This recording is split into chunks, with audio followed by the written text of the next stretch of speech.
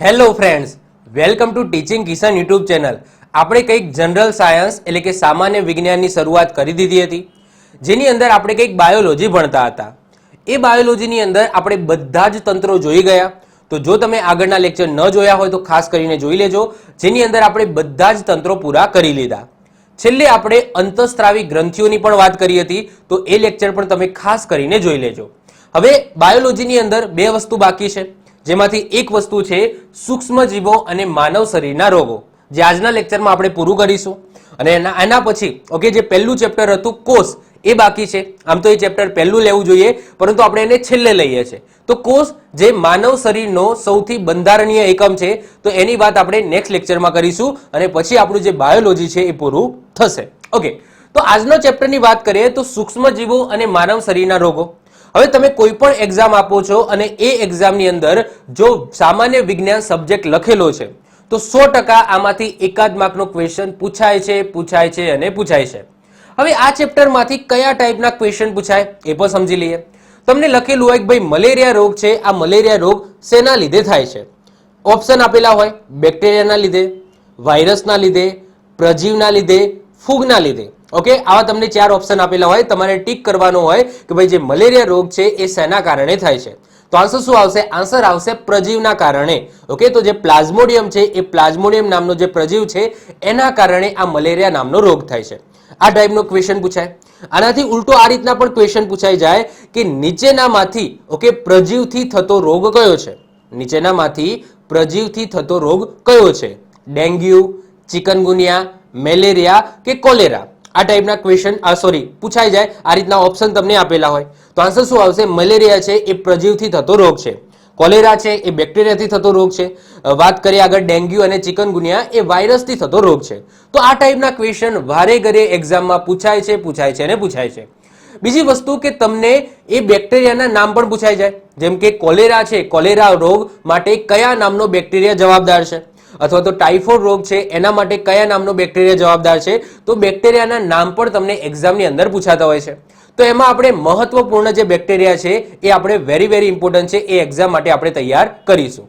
બીજી વસ્તુ, આજના ચેપ્ટરની અંદર આ બધી વસ્તુ પણ ઇન્ક્લુડ કરેલી છે કે ભાઈ કોરોના વાયરસ છે, એ કોરોના વાયરસની હું તમને ફૂલ ડિટેલ્સ આપીશ, કારણ કે રિસેન્ટલી કોરોના વાયરસ આમ તો જૂનો થઈ ગયો છે, પરંતુ એના ઉપર ડેવલપમેન્ટ થતી હોય છે. તો કોરોના વાયરસની સંપૂર્ણ માહિતી આજના લેક્ચરમાં મળશે. કોરોના વાયરસ જેને થાય છે એની સારવાર થાય છે. એના પછી એક બીજો રોગ આવે તો જેને કહેવામાં આવે છે બ્લેક ફંગસ. તો બ્લેક ફંગસ શું છે એની માહિતી પણ હું આજના લેક્ચરમાં આપીશ. સાથે સાથે મંકી પોક્સ હમણાં જ આવી ગયો, એમપોક્સ, જેને WHO નામ બદલી દીધું, એમપોક્સ કરી દીધું, તો એની માહિતી પણ હું તમને આજના લેક્ચરની અંદર આપીશ. તો આપણે આ વસ્તુ એવું નથી કે ખાલી બાયોલોજી પર્પઝથી ભણવાનું છે, ના, અત્યારે કરંટની અંદર જે રોગો ચાલે છે એને પણ આપણે સારી રીતના સમજવાના છે. જીકે ને લઈને સૂક્ષ્મજીવો અને માનવ શરીરમાંથી ક્વેશ્ચનો પૂછાતા હોય છે, એ હું તમને કોષ્ટક દ્વારા આપી દઈશ, જેમાંથી તમારે તૈયાર કરી દેવાનું છે કે આ બધા રોગો છે એ વાયરસથી થાય છે, આ બધા રોગો છે એ બેક્ટેરિયાથી થાય છે, આ બધા રોગો છે એ પ્રજીવથી થાય છે. આ તમારે ખાસ તૈયાર કરી દેવાનું છે. ક્લિયર? ચલો, તો વન બાય વન આપણે આ સૂક્ષ્મજીવો અને એ સૂક્ષ્મજીવોના કારણે માનવ શરીરમાં જે રોગો થાય છે એની ડિટેલ્સમાં વાત આજના લેક્ચરમાં કરવાની છે. ઓકે, હવે આપણા શરીરની અંદર કંઈ પણ રોગ થાય છે, XYZ કંઈ પણ રોગ થાય છે, તો એ રોગ પાછળ આ જે 6 સૂક્ષ્મજીવો લખ્યા એ જવાબદાર હોય છે. એના સિવાય કોઈ 7મો સૂક્ષ્મજીવ છે નહીં. જેમ કે વાત કરીએ કે આપણા શરીરમાં કંઈ પણ રોગ થયો, કાં તો એ બેક્ટેરિયાથી થયો હશે, કાં તો એ વાયરસથી થયો હશે, કાં તો એ પ્રજીવથી થયો હશે, કાં તો એ કોઈ ફૂગથી થયો હશે, કાં તો એ કોઈ લીલથી થયો હશે, કાં તો એ કોઈ કૃમિથી થયો હશે. આ બધા કેવા છે? સૂક્ષ્મજીવો છે. હવે સૂક્ષ્મજીવોનો મતલબ શું? અહીંયા સૂક્ષ્મજીવો કેમ લખેલા છે? તો એને આપણે નરી આંખે જોઈ શકતા નથી. ઓકે, માઇક્રોસ્કોપ છે, માઇક્રોસ્કોપની અંદર જોવા પડે છે, ત્યારે આપણને બેક્ટેરિયા, વાયરસ, પ્રજીવ, ફૂગ એ આપણે સારી રીતના જોઈ શકીએ છીએ. અમુક એવી ફૂગ છે, કૃમિ છે, જેને આપણે જોઈ શકીએ છીએ, પરંતુ એને પ્રોપરલી જોવું હોય તો માઇક્રોસ્કોપ જોઈએ. ક્લિયર? તો વન બાય વન એક એક કરીને આપણે બધા જે અહીંયા સૂક્ષ્મજીવો છે એને સમજવાના છે અને એનાથી થતા જે રોગો છે એને પણ આપણે સમજવાના છે. બીજી વસ્તુ અહીંયા યાદ રાખજો કે બેક્ટેરિયાને બીજું શું કહેવામાં આવે છે? જીવાણુ કહેવામાં આવે છે. અને વાયરસને બીજું શું કહેવામાં આવે છે? વિષાણુ કહેવામાં આવે છે. તો કોઈક જગ્યાએ વિષાણુ લખ્યું હોય તો એનો મતલબ શું થાય? વાયરસ થશે. કોઈક જગ્યાએ જીવાણુ લખેલું હોય તો એનો મતલબ શું થશે? બેક્ટેરિયા થશે. તો આ પેલા માઇન્ડની અંદર તમે ફિક્સ કરી લેજો. હવે વન બાય વન એક એક સૂક્ષ્મ જીવને આપણે સમજીશું. સૌથી પહેલા જ આપણે વાત કરીશું બેક્ટેરિયા, જેને આપણે જીવાણુ પણ કહીએ છીએ. તો ઈસવીસન 1683 માં જીવાણુ એટલે કે બેક્ટેરિયાની શોધ છે એ કોને કરી હતી? તો એન્ટોની વાન લ્યુવેનહોકે કરી હતી, જેમને જીવાણુ વિજ્ઞાનના પિતા એટલે કે ફાધર ઓફ માઇક્રોબાયોલોજી કહેવામાં આવે છે. તો એક્ઝામની અંદર પૂછાયેલો ક્વેશ્ચન છે કે ફાધર ઓફ માઇક્રોબાયોલોજી કોને કહેવામાં આવે છે? તો એન્ટોની વાન લ્યુવેનહોકને કહેવામાં આવે છે. અહીંયા તમે ઇમેજની અંદર જોઈ શકો છો, આ છે એન્ટોની વાન, જેમને જીવાણુ વિજ્ઞાનના પિતા એટલે કે ફાધર ઓફ માઇક્રોબાયોલોજી કહેવામાં આવે છે. આ સૂક્ષ્મ કદવાળા સજીવો છે જેમાં પ્રાથમિક કક્ષાનું શું જોવા મળશે? કોષ કેન્દ્ર જોવા મળશે. તેના કોષમાં પટલમય અંગિકાનો અભાવ હોય છે. ઓકે, કોષમાં પટલમય જે અંગિકાઓ છે એનો શું હોય છે? અભાવ છે. હવે આ અંગિકાઓ શું છે એ તમને નેક્સ્ટ લેક્ચરની અંદર સમજાવીશ. કોષ કેન્દ્ર છે એ શેનું બનેલું છે એ પણ હું તમને નેક્સ્ટ લેક્ચરમાં સમજાવીશ, જેની અંદર આપણે કોષની વાત કરીશું, માનવ શરીરના કોષની વાત કરીશું. તો એની અંદર તમને ટોટલી ખબર પડશે કે ભાઈ કોષ શું છે, કોષ કેન્દ્ર શું છે, લાઇસોઝોમ શું છે, કણાભ સૂત્ર શું છે, એ બધી વસ્તુ એની અંદર આવશે. અંગિકાઓ એટલે શું એ પણ હું તમને એ જ લેક્ચરની અંદર સમજાવીશ. બેક્ટેરિયા છે એ બેક્ટેરિયા સામાન્ય રીતે એનું જે કદ છે એ 0.2 થી લઈને 10 માઇક્રોન સુધીનું હોય છે. જે બેક્ટેરિયા હોય છે એનું કદ સામાન્ય રીતે 0.2 થી લઈને 10 માઇક્રોન સુધીનું હોય છે. લેક્ટોબેસિલસ, હવે સારા પ્રમાણના એટલે કે સારા બેક્ટેરિયાની પણ વાત કરીએ તો લેક્ટોબેસિલસ નામનો જે બેક્ટેરિયા છે એ દૂધને દહીંમાં પરિવર્તિત કરે છે. વેરી ઇમ્પોર્ટન્ટ છે, એક્ઝામની અંદર પૂછાય કે દૂધમાંથી દહીંમાં કન્વર્ટ થવા માટે કયો બેક્ટેરિયા જવાબદાર છે? તો લેક્ટોબેસિલસ નામનો બેક્ટેરિયા જવાબદાર છે, જે દૂધને દહીંની અંદર કન્વર્ટ કરે છે. માનવીના આંતરડામાં ઇસ્વરિશિયા કોલાઈ નામના બેક્ટેરિયા નિવાસ કરે છે, જે પાચન ઉત્સેચકો ધરાવે છે. તો આ પણ સારો બેક્ટેરિયા છે. હવે જો બેક્ટેરિયા છે એ સારા પણ હોઈ શકે, ખરાબ પણ હોઈ શકે. જેમ કે અહીંયા દૂધમાંથી દહીંમાં પરિવર્તિત કરે છે તો આ બેક્ટેરિયા સારો છે. એના સિવાય માનવના આંતરડામાં, ઓકે, આપણું જે નાનું આંતરડું છે, મોટું આંતરડું છે, તો એની અંદર પણ બેક્ટેરિયા તમને જોવા મળશે. એ છે ઇસ્વરિશિયા કોલાઈ. તો ઇસ્વરિશિયા કોલાઈ નામનો બેક્ટેરિયા જોવા મળે છે, જે પાચનના ઉત્સેચકો ધરાવે છે. મનુષ્યના મૃત્યુ બાદ ઈ કોલાઈ નામનો જે બેક્ટેરિયા છે એ સૌ પ્રથમ વિઘટનની શરૂઆત કરે છે. તો જ્યારે મનુષ્યનું મૃત્યુ થઈ જાય છે અથવા તો કોઈ પ્રાણીનું મૃત્યુ થઈ જાય છે તો આવા સમયે ઈ કોલાઈ, ઓકે, ઈ કોલાઈ નામનો જે બેક્ટેરિયા છે એ સૌ પ્રથમ વિઘટનની શરૂઆત કરે છે માનવ બોડીની. ક્લિયર? તો અહીંયા આપણે બેક્ટેરિયાની બેઝિક માહિતી મેળવી. હવે જે એક્ઝામની અંદર પૂછાય છે કે કયા કયા રોગો છે એ બેક્ટેરિયાથી થાય છે એ જોઈ લઈએ. હવે અહીંયા કોષ્ટક આપેલું છે. હવે કોષ્ટકને તમારે સારી રીતના સમજવાનું છે. સૌથી પહેલા આ બાજુ રોગના નામ લખેલા છે.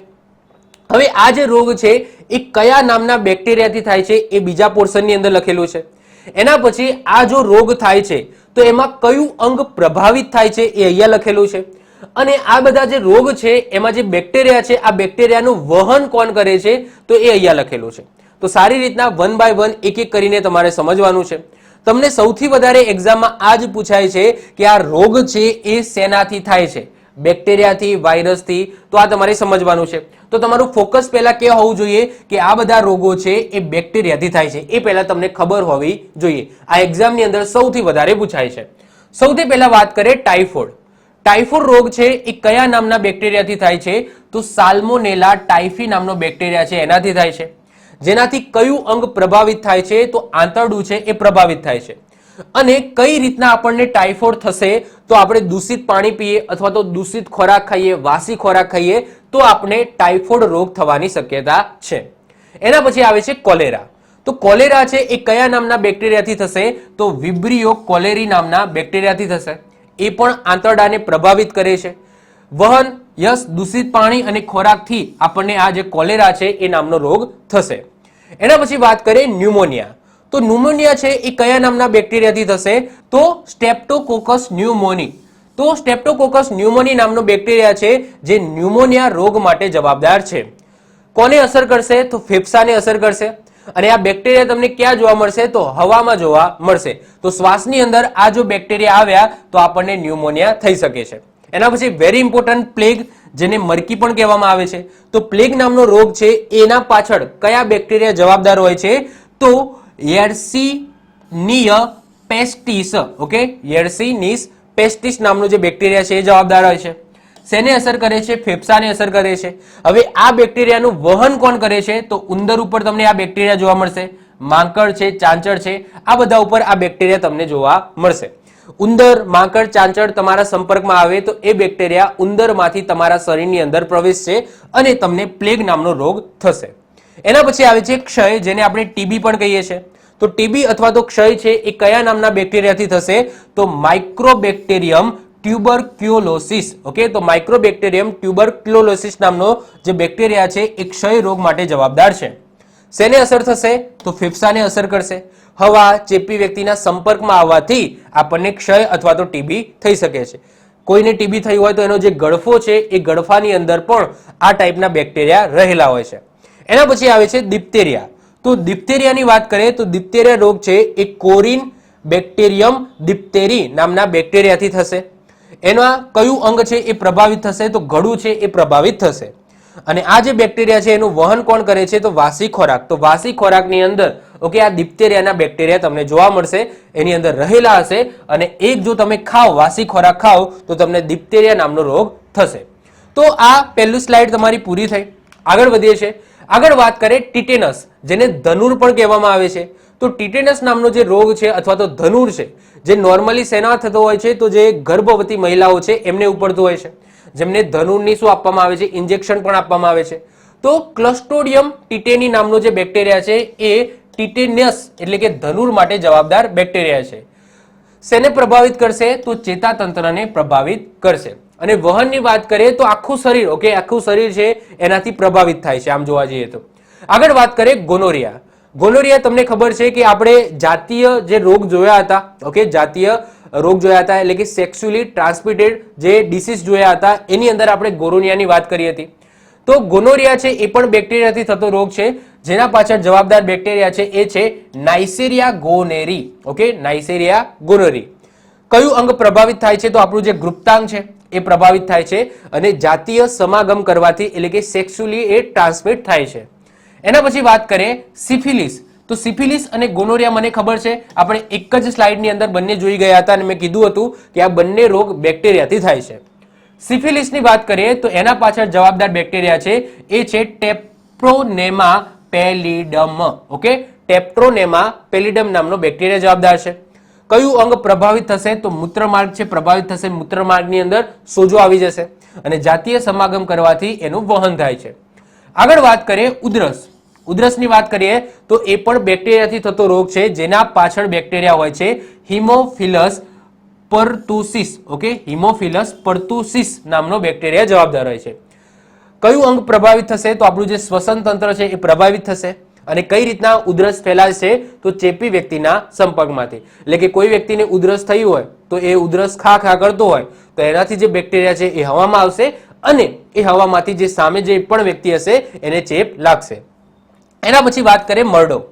તો મરડો રોગ છે એના પાછળ કયો બેક્ટેરિયા જવાબદાર છે? તો બેસિલસ નામનો બેક્ટેરિયા જવાબદાર છે. કયું અંગ પ્રભાવિત થાય છે? તો આપણું જે પાચન તંત્ર છે એ પ્રભાવિત થાય છે અને એનું વહન કોણ કરે છે? તો કૃમિ કરે છે. જો કૃમિ પોતે એક સૂક્ષ્મ જીવ છે, પરંતુ કૃમિ ઉપર ઓકે તમને શું જોવા મળશે? આ બેક્ટેરિયા જોવા મળશે બેસિલસ નામનો, જે કયા રોગ માટે જવાબદાર હોય છે? તો મરડો રોગ છે એના પાછળ જવાબદાર હોય છે. તો આમાંથી આપણે કેટલું યાદ રાખીશું? તો મેં અહીંયા તમને બધા જેટલા પણ બેક્ટેરિયાથી થતા રોગ છે એ મેં તમને કહી દીધા. ઓકે, હવે આમાંથી આપણે કેટલું યાદ રાખીશું? હવે બધું તો યાદ રહે નહીં. તો જુઓ, સૌથી પહેલા તો રોગો છે એ બધા યાદ રાખવાના છે. મતલબ કે આ બધા રોગો છે એ બેક્ટેરિયાથી થાય છે એ તમને ખબર હોવી જોઈએ. પરંતુ અહીંયા બેક્ટેરિયાના નામ છે એ તમારે અમુક જ યાદ રાખવાના છે, જેમ કે ટાઇફોઇડ, કોલેરા છે, પછી પ્લેગ છે, ક્ષય છે. એના પછી વાત કરીએ તો ઓકે એના પછી વાત કરીએ મરડો. તો આ છે જે એક્ઝામની અંદર વારે ઘડીએ પૂછાતા હોય છે, તો એના બેક્ટેરિયાના નામ પૂછાતા હોય છે.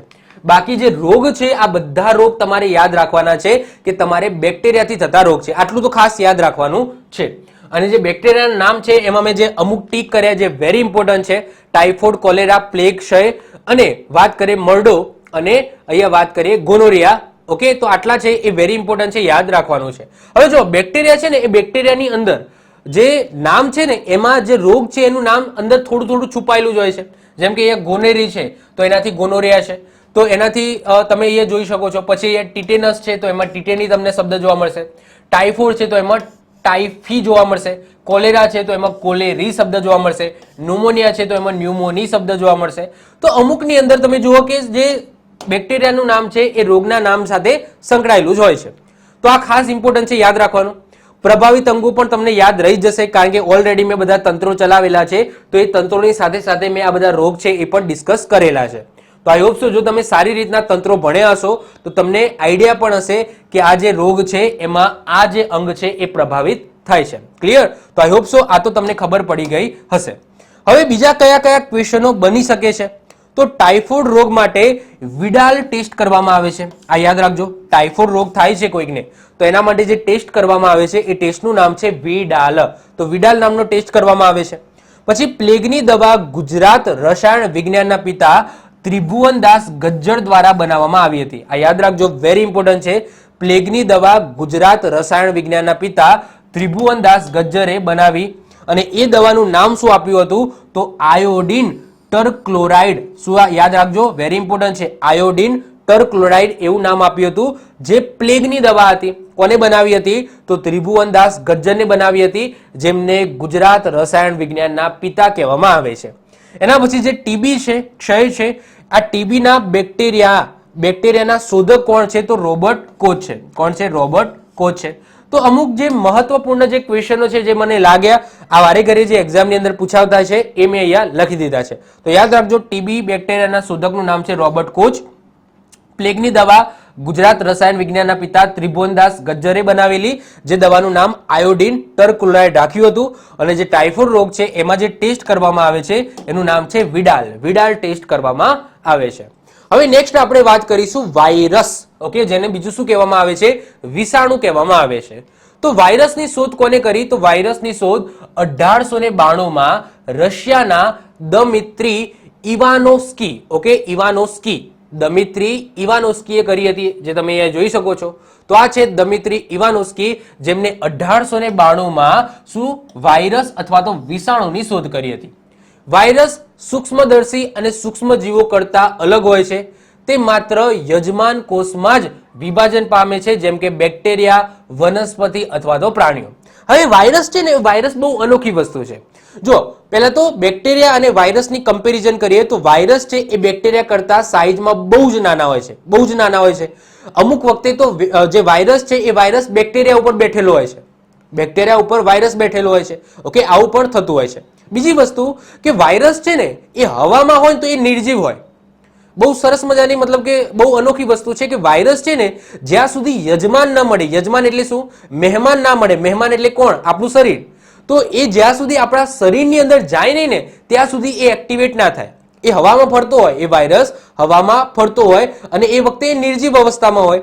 જો એને યજમાન મળશે, એટલે કે માની લો કે કોઈ બેક્ટેરિયા છે, એ બેક્ટેરિયા મળી ગયો તો એ બેક્ટેરિયાના ઉપર બેસી જશે અને પછી એ એક્ટિવેટ થશે. માની લો કે એ આપણા માનવ શરીરની અંદર જશે, મનુષ્યના શરીરમાં જશે, તો શરીરની અંદર જઈને ઓકે શું થશે? એ મ્યુટેટ થશે અથવા તો એક્ટિવેટ થશે અને પોતાના જે સ્વરૂપો છે એ બદલવા માંડશે અથવા તો એને ડબલ કરવા માંડશે. એટલે કે એક્ટિવેટ ક્યારે થશે? જ્યારે એને યજમાન મળશે. એ જ રીતના વનસ્પતિ છે એ વનસ્પતિ કોષની અંદર જશે અને વનસ્પતિ કોષ મળશે તો જ એ એક્ટિવેટ થશે. તો ટૂંકમાં યાદ રાખજો કે જે વાયરસ છે એ વાયરસ કોષમાં જ વિભાજન થાય છે. ઓકે, એને વનસ્પતિ કોષ મળે અથવા તો પ્રાણી કોષ મળે અથવા તો બેક્ટેરિયાનો કોષ મળે તો જ એ શું થાય છે? વિભાજન પામે છે. વાયરસ નિર્જીવ અને સજીવ બંને ગુણધર્મો ધરાવતા હોવાથી તેને નિર્જીવ અને સજીવને જોડતી કડી ગણવામાં આવે છે. કેમ?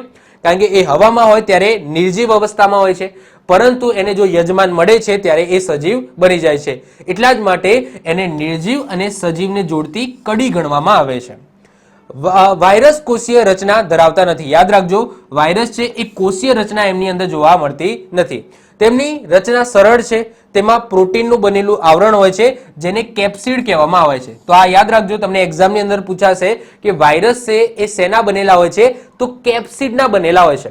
ફરીથી રિપીટ કરું છું, વાયરસ છે એ વાયરસ શેના બનેલા હોય છે? તો કેપ્સિડના બનેલા હોય છે. વાયરસ યોગ્ય જીવિત કોષમાં પ્રવેશી યજમાન કોષના વિવિધ દ્રવ્યોનો ઉપયોગ કરી પોતાના જેવા જ નવા વાયરસ બનાવે છે. એટલે કે એક વખત માનવ શરીરમાં જતો રહ્યો, માનવ શરીરનો કોષ મળી ગયો તો એના પછી એનું મ્યુટેટ કરવા માંડશે. એટલે કે એ શું કરશે? એના જેવા જ નવા વાયરસ બનાવવાની શરૂઆત કરી દેશે. બેક્ટેરિયામાં પ્રવેશી, ઓકે, એ બેક્ટેરિયાની અંદર પણ પ્રવેશી શકે છે વાયરસ, કારણ કે બહુ નાના હોય છે. તો બેક્ટેરિયામાં પ્રવેશી તેનો નાશ કરતા વાયરસને બેક્ટેરિયોફાજ, ઓકે, બેક્ટેરિયોફાજ કહે છે. તો આ યાદ રાખજો. તો બેક્ટેરિયામાં પ્રવેશી તેનો નાશ કરતા જે વાયરસ છે એને બેક્ટેરિયોફાજ કહે છે, એટલે કે જીવાણુ ભક્ષક પણ કહે છે. તો આ પણ ઇમ્પોર્ટન્ટ છે, યાદ રાખીશું. તો આઈ હોપ સો બેઝિક માહિતી તમને મળી ગઈ હશે. આ યાદ રાખજો, આ એક્ઝામની અંદર પૂછાઈ જાય એવો ક્વેશ્ચન છે કે નીચેનામાંથી કયા સૂક્ષ્મજીવો છે જે સજીવ અને નિર્જીવ બંને ગુણધર્મો ધરાવે છે? તો આન્સર શું આવશે? વાયરસ. ઓકે, વાયરસ છે જ્યારે યજમાન મળે ત્યારે જ એ મ્યુટેટ થવાનું કામ કરે છે, બાકી એ નિર્જીવ અવસ્થામાં ફરતા હોય છે. ક્લિયર? ચલો, હવે આપણે વાત કરીશું વાયરસ અથવા તો વિષાણુથી થતા રોગોની. અહીંયા તમને કોષ્ટક આપેલું છે જેમાં પહેલી બાજુ તમને રોગના નામ લખેલા છે, બીજી બાજુ ઓકે તમને શું લખેલું છે? વાયરસ અને રસીના શોધકના નામ લખેલા છે, લક્ષણ લખેલા છે અને અહીંયા વહન લખેલા છે. હવે જો બધા વાયરસ મતલબ કે બધા જે રોગો છે એના રસીના શોધક એક્ઝામની અંદર પૂછાતા નથી. અમુક મહત્વના હોય છે, જેમ કે શીતળા છે, પછી હડકવા છે. તો અમુક એવા રોગો છે જેના રસીના શોધક એક્ઝામની અંદર વારે ઘડીએ પૂછાતા હોય છે. તો એ આપણે યાદ રાખીશું, બધા યાદ રાખવાની જરૂર નથી. ઓકે, તો અહીંયા રોગના નામ લખેલા છે, વેરી વેરી વેરી ઇમ્પોર્ટન્ટ. આ બધા રોગો વાયરસના કારણે થાય છે, આ યાદ રાખવાનું. એના પછી વાયરસનું નામ, એમાં અમુક વેરી ઇમ્પોર્ટન્ટ હોય છે, જેમ કે સ્વાઇન ફ્લૂ પૂછાયેલું છે, બર્ડ ફ્લૂ તમને એક્ઝામની અંદર પૂછાયેલું છે કે કયા વાયરસથી થાય છે. એના પછી જે વહન છે એ વહનની અંદર ચિકનગુનિયા છે, પછી વાત કરીએ ડેન્ગ્યુ છે. ઓકે, તો આ બધા છે એક કયા નામના મચ્છર કરડવાથી થાય છે, આવો પણ એક્ઝામની અંદર ક્વેશ્ચન પૂછાયેલો છે. લક્ષણો એટલા બધા ઇમ્પોર્ટન્ટ નથી, પૂછાતા નથી, પરંતુ આ જે મચ્છર, જો મચ્છરવાળું તો વધારે પૂછાય છે. જેમ કે વાત કરીએ મેલેરિયા છે, તો મેલેરિયામાં કયો મચ્છર હોય છે? ઓકે, એટલે કે એ પ્રજીવથી થતો રોગ છે, પરંતુ મેલેરિયા છે, સોરી મેલેરિયા નહીં, મેલેરિયા. તો મેલેરિયા છે એમાં જે પ્લાઝ્મોડિયમ નામનો જે પ્રજીવ છે એનો ફેલાવો કોણ કરે છે? એમાં કયો મચ્છર હોય છે? આવું પૂછાય. પછી ડેન્ગ્યુ ચિકનગુનિયા છે, તો એમાં જે આ વાયરસો છે, આ વાયરસો એ કયા મચ્છર કરડવાથી થાય છે? ઓકે, તો આ બધી વસ્તુ તમારે એક્ઝામની અંદર વારે ઘડીએ પૂછાતી હોય છે, તો આપણે યાદ રાખીશું. સૌથી પહેલું છે ડેન્ગ્યુ. તો ડેન્ગ્યુ નામનો જે રોગ છે એ કયા વાયરસના કારણે થાય છે? તો અર્બો વાયરસના કારણે થાય છે. લક્ષણો શું જોવા મળશે? તો ત્રાક કણોની સંખ્યા ઘટી જશે. ત્રાક કણો એટલે શું? પેટલેટ્સ. તો પેટલેટ્સની સંખ્યા ઘટી જશે જો તમને ડેન્ગ્યુ થયો હશે તો. કોણ વહન કરે છે આ વાયરસનું? આ જે અર્બો વાયરસ છે એનું વહન કોણ કરે છે? તો એડિસ મચ્છર કરે છે. કોઈક પુસ્તકોમાં કોઈક જગ્યાએ તમને એડિસ ઇજિપ્તી મચ્છર લખેલો હશે, એ પણ સાચું છે. ઓકે, એડિસ ઇજિપ્તી મચ્છર. તો એડિસ મચ્છર ટૂંકમાં કહી શકાય, અથવા તો આખું કેવું હોય તો એડિસ ઇજિપ્તી મચ્છર દ્વારા એનો ફેલાવો થાય છે. એના પછી વાત કરીએ ચિકનગુનિયા. ચિકનગુનિયા જે રોગ છે એના પાછળ કયો વાયરસ જવાબદાર હોય છે? તો જેનસ આલ્ફા. જેનસ આલ્ફા નામનો જે વાયરસ છે એ એનાથી ઓકે ચિકનગુનિયા નામનો રોગ થશે. લક્ષણો શું છે? સાંધા અને સ્નાયુમાં દુખાવો થશે. એમાં પણ મચ્છર તો એ જ છે, એડિસ ઇજિપ્તી મચ્છર. તો એડિસ ઇજિપ્તી મચ્છરના ડંખમાં તમને આ વાયરસ જોવા મળશે, જેનસ આલ્ફા અને અર્બો વાયરસ. જો કરડે, ઓકે, અર્બો વાયરસ વાળો જો મચ્છર કરડે તો તમને ડેન્ગ્યુ થાય. જેનસ આલ્ફા વાયરસ વાળો જો મચ્છર કરડે તો તમને શું થાય? ચિકનગુનિયા થાય. આગળ વાત કરીએ swine flu. Swine flu, bird flu બધાને ખબર હશે, વાયરસથી થતો રોગ છે. સ્વાઇન ફ્લૂની વાત કરીએ તો એનું તમે બંધારણ કહી શકો, અથવા તો વાયરસનું નામ શું છે? H1N1 છે. શરદી અને ગળામાં દુખાવો થશે અને હવા દ્વારા ફેલાય છે. જે હવા દ્વારા ફેલાતો હોય ને એ તો બહુ ડેન્જર હોય, જેમ કે કોરોના વાયરસ છે જે હવા દ્વારા ફેલાતો હતો, સ્વાઇન ફ્લૂ છે જે હવા દ્વારા ફેલાતો હતો. મતલબ કે અહીંયા મને માની લો કે થઈ ગયું છે સ્વાઇન ફ્લૂ. ઓકે, હવે આ રૂમની અંદર હું છીંક ખાઉં છું તો જે બધા વાયરસ છે એ હવામાં આવી જશે. હવે માની લો કે કાલ ઉઠીને કે અમુક કલાકો પછી કોઈ આ રૂમમાં આવે છે તો એના શરીરમાં પણ હવા દ્વારા આ વાયરસો જતા રહેશે. તો દર્દીના સંપર્કમાં નથી આવે, જસ્ટ હવાના સંપર્કમાં આવે છે તો પણ આ રોગો છે, આ વાયરસ છે એ બીજા વ્યક્તિના શરીરમાં ઘૂસી જશે. એના પછી વાત કરીએ બર્ડ ફ્લૂ. તો એમાં જે બંધારણ હોય છે એ H5N1, તો વાયરસનું નામ શું હોય છે? H5N1 હોય છે, જેમાં જે લક્ષણો છે સેમ છે, શરદી અને ગળામાં દુખાવો, અને આ પક્ષીના સંપર્કમાં આવવાથી થાય છે, એટલા માટે આને બર્ડ ફ્લૂ કહેવામાં આવે છે. મતલબ કે H5N1 નામનો જે વાયરસ છે એ તમને ક્યાં જોવા મળશે? પક્ષીઓની અંદર જોવા મળશે, અને એ પક્ષીઓ છે એ જ્યારે મનુષ્યના સંપર્કમાં આવે છે અથવા તો મરઘી છે, ઓકે, મરઘીના શરીરની અંદર સમજી લો કે H5N1 નામનો વાયરસ છે. હવે એ મરઘી ઈંડું આપે છે અને એ ઈંડું આપણે ખાઈએ છીએ તો પણ આપણને બર્ડ ફ્લૂ થવાની શક્યતા ખરી ખરી અને ખરી. તો બર્ડ ફ્લૂ યાદ રાખજો H5N1 નામના વાયરસથી થાય છે, અને એનો ફેલાવ કોણ કરે છે? પક્ષીઓ જ કરે છે. અછબડાની વાત કરીએ તો એના પાછળ કયો વાયરસ જવાબદાર હોય છે? તો વેરીસેલા જોસ્ટર નામનો વાયરસ જવાબદાર હોય છે, જેમાં લક્ષણો શું હોય છે? શરીરની અંદર ફોલ્લા પડે છે, ઓકે, શરીરની અંદર નહીં, સોરી, શરીર ઉપર ફોલ્લા પડે છે અને દર્દીના સંપર્કમાં આવવાથી આનો ફેલાવો થાય છે. એ જ શીતળા નામનો રોગ છે. આ શીતળા નામનો રોગ છે જેને વેરીઓલા કહીએ છીએ આપણે આપણા ગામની અંદર, ઓકે, જ્યારે કોઈને શીતળા થાય છે તો આપણે કહીએ છીએ બળિયા બાપ થયા, તો બસ એ જ વાત થાય છે, શીતળા જેને કહેવામાં આવે છે. તો વેરીઓલા જે વાયરસ છે એ જવાબદાર હોય છે શીતળા રોગ પાછળ. એની અંદર શરીર પર ફોલ્લા પડે છે, સેમ તમને અહીંયા લક્ષણો જોવા મળશે જેવા અછબડામાં હોય છે, અને આ રોગ પણ દર્દીના સંપર્કથી ફેલાય છે. હવે તમને વારે ઘડીએ શીતળાની રસીના શોધકનું નામ પૂછાય છે, તો આન્સર આવશે એડવર્ડ જેનર. શું લખીશું? Edward Zener. તો એડવર્ડ જેનર દ્વારા શીતળાના રોગના રસીની શોધ કરી હતી, ઓકે. આ એક્ઝામની અંદર ઘણી વખત પૂછાયેલો ક્વેશ્ચન છે, તો આપણે યાદ રાખીશું શીતળાના રોગના રસીની શોધ કોને કરી હતી? તો એડવર્ડ જેનર નામના વ્યક્તિ હતા, એમને કરી હતી. એના પછી નેક્સ્ટ વાત કરીએ આગળ, ઓરી. તો ઓરી પણ વાયરસથી થતો રોગ છે, જેમાં કયો વાયરસ જવાબદાર હોય છે? તો રૂબેલા નામનો વાયરસ જવાબદાર હોય છે. લક્ષણો શું જોવા મળશે? નાની ફૂલ્લી નીકળવી. વહન કોણ કરે છે? તો હવાથી થાય છે, સાથે સાથે કોઈ દર્દીના સંપર્કમાં આવો તો પણ આ રોગ છે એનો ફેલાવો થાય છે. એના પછી હડકવા, મોસ્ટ આઈએમપી, જેને બીજું શું કહેવામાં આવે છે? હાઇડ્રોફોબિયા કહેવામાં આવે છે. કેમ હાઇડ્રોફોબિયા કહેવામાં આવે છે? કારણ કે જ્યારે હડકવા થાય છે ત્યારે પાણીથી બીક લાગે છે, એ દર્દી છે એને પાણીથી બીક લાગે છે, એટલા માટે એને હાઇડ્રોફોબિયા પણ કહેવામાં આવે છે. હડકવા છે એ હડકવા એ કયા નામના વાયરસથી થાય છે? તો રેબીઝ નામનો વાયરસ છે એનાથી થાય છે. અને તમને હડકવાના રસીના શોધક વારે ઘરે એક્ઝામની અંદર પૂછાતા હોય છે, યાદ રાખજો, લુઈ પાસ્વર. શું છે નામ? લુઈ પાસ્વર, જેમને હડકવાની રસીની શોધ કરી હતી. પાણીનો ભય લાગે, અપંગ થઈ જાય, જે ભાગે કરડ્યું હોય કૂતરું, ઓકે, એને તરત જ આ તમને રેબીઝ એન્ટી રેબીઝ રસી ન મળે, એટલે કે હડકવાની રસી ન મળે તો અપંગ થઈ જાય, તાવ આવે અને છેલ્લે મૃત્યુ પણ થઈ શકે છે. હવે જો કૂતરા, બિલાડા, વાંદરા કરડવાથી હડકવા થાય, પરંતુ બધા જ કૂતરા, બધા જ બિલાડા કે બધા જ વાંદરા કરડવાથી આપણને હડકવા થતો નથી. એવા કૂતરા, એવા બિલાડા કે એવા વાંદરા જેના શરીરની અંદર, જેના લાળમાં કયો રેબીઝ નામનો વાયરસ હોય, એવા જ કૂતરા, બિલાડા કે વાંદરા કરડવાથી તમને હડકવા નામનો જે રોગ છે એ થઈ શકે છે. નોર્મલી બધા કૂતરાની અંદર આ હડકવા નામનો જે રેબીઝ વાયરસ છે, ઓકે, જેનાથી હડકવા થાય છે એ તમને જોવા મળશે. એટલા માટે તરત જ આમાંથી કૂતરું, બિલાડું કે વાંદરું કરડે છે તો પહેલું કામ શું કરવાનું? ડોક્ટર જોડે જઈને, ઓકે, ફટાફટ આ જે રેબીઝ છે એની રસી મુકાઈ દેવાની, ઓકે. એના પછી વાત કરીએ પોલિયો. બીજી વસ્તુ કે રેબીઝની રસી છે ને એવું જરૂરી નથી કે મનુષ્યને જ આપવામાં આવે છે, કૂતરા, બિલાડા અને વાંદરાને પણ આપવામાં આવે છે, પરંતુ રખડતા કૂતરા, બિલાડે કે વાંદરાને તમે ક્યાં આપવા જશો?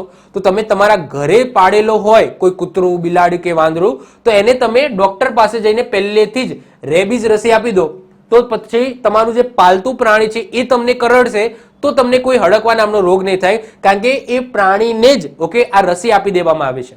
ક્લિયર? તો પોસિબિલિટી છે કે આવું ટાઈપના જે રસીઓ છે એ પ્રાણીઓને પણ આપવામાં આવે છે, જેનાથી એ વાયરસ છે એ પ્રાણીઓની અંદર નથી રહેતો. ક્લિયર? ચલો આગળ વાત કરીએ પોલિયોની વાત કરીએ તો પોલિયો યાદ રાખજો એ પણ વાયરસથી થતો રોગ છે. એના પાછળ કયો વાયરસ જવાબદાર હોય છે? તો પોલીમાયલેટિસ, ઓકે, પોલીમાયલેટિસ નામનો.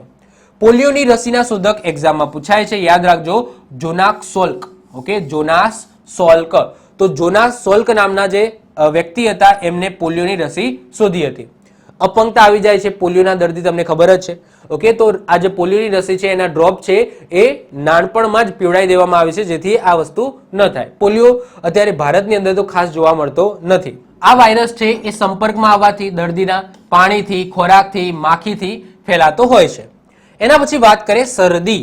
તો શરદી પણ શેનાથી થતો રોગ છે? તો વાયરસથી થતો રોગ છે.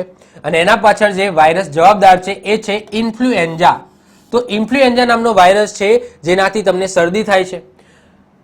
લક્ષણો: ઝીણો તાવ આવવો, છીંક આવવો, આ બધા શરદીના લક્ષણો છે. વહન: છીંકથી, ઉધરસથી જ એનું વહન થાય છે. એટલે કે જો તમને શરદી થઈ હોય અને તમે છીંક ખાઓ તો એમાં આ ઇન્ફ્લુએન્ઝા વાયરસ છે એ હવામાં આવી જશે અને એ સમજી લો કે બીજા કોઈ વ્યક્તિ છે એ એના સંપર્કમાં આવશે શરદીવાળા, તો એને પણ ઓકે શું થશે? તો શરદી થઈ જશે. તો શરદી એ ચેપી રોગ છે. આઈ હોપ સો તમને ખબર હોય. ઘરની અંદર એક જણને શરદી થઈ હોય તો 2-3 દિવસ પછી બધા જણને શરદી થઈ જતી હોય છે. એના પછી આપણે આગળ વાત કરીએ ગાલ પચોડિયું. તો ગાલ પચોડિયાની વાત કરીએ તો ગાલ પચોડિયું પણ વાયરસથી થતો રોગ છે. અને એમાં જે વાયરસ જવાબદાર છે એ છે પેરામજો. તો પેરામજો નામનો વાયરસ જવાબદાર હોય છે. શું થાય છે? તો જડબા છે, આ જડબાના ભાગમાં સોજો આવે છે અને સંપર્કમાં આવવાથી, દર્દીના સંપર્કમાં આવવાથી આ રોગનો ફેલાવો થાય છે. એના પછી વાત કરીએ કમળો, જેને પીળો તાવ પણ કહેવામાં આવે છે. તો કમળો અથવા તો પીળો તાવ જે પણ તમે કહો, જે કયા વાયરસથી થાય છે? તો હિપેટાઇટિસ નામના વાયરસથી થાય છે. શું થાય છે? તો આમાં લોહીમાં બિલીરુબિન તત્વનું સંશ્લેષણ થતું નથી. ઓકે, આ જો રોગ થાય તમને કમળો અથવા તો પીળો તાવ, તો એની અંદર લોહીમાં રહેલા બિલીરુબિન તત્વનું સંશ્લેષણ નથી થતું. અને આ રોગ છે એ શેનો રોગ છે? યાદ રાખજો, યકૃતનો રોગ છે. જ્યારે આપણે ચલાવ્યું હતું પાચન ક્રિયા તો એ વખતે પણ મેં વાત કરી હતી કે જે કમળો છે એ કમળો શેનો રોગ છે? તો યકૃતનો રોગ છે. યકૃત એટલે કે લીવર. ઓકે, લીવરનો રોગ છે. તો યાદ રાખીશું. ઓકે, હવે જો આપણે જે ઇમ્પોર્ટન્ટ હતા, મતલબ કે જે રેગ્યુલર બેસિસ ઉપર હતા, એ આપણે કોષ્ટક દ્વારા સમજી લીધા. ઓકે, જેટલા પણ વાયરસથી થતા રોગ હતા અને જે રેગ્યુલર બેસિસ ઉપર હતા, જે તમે પહેલા સમયથી જ 7મા, 8મા, 9મા, 10માથી તમે પહેલેથી જ આ બધી વસ્તુ જાણતા આવ્યા છો, એ મેં તમને કોષ્ટક દ્વારા સમજાવી દીધા. હવે આપણે વાત કરીશું જે અત્યારે લેટેસ્ટ હોય અને સૌથી વધારે ચર્ચામાં રહેતા હોય, જેમ કે એડ્સ છે, ઝિકા વાયરસ છે, ઇબોલા વાયરસ છે, મંકી પોક્સ છે, કોરોના વાયરસ છે. એ હવે આપણે ડિટેલ્સમાં સમજવાના છે, કારણ કે આમાંથી સારા એવા ક્વેશ્ચનો એક્ઝામની અંદર બનતા હોય છે. તો 1 બાય 1 એક એક કરીને આપણે સમજીશું. સૌથી પહેલા આપણે એડ્સની વાત કરીશું. હવે જો આગળ એક લેક્ચર આવ્યો હતો જેની અંદર સેક્સ્યુઅલી ટ્રાન્સમિટેડ ડિસીઝની અંદર આપણે એડ્સને ડિસ્કશન કરી ગયા છે. તો જસ્ટ આપણે ક્વિક રિવિઝન કરી લઈશું.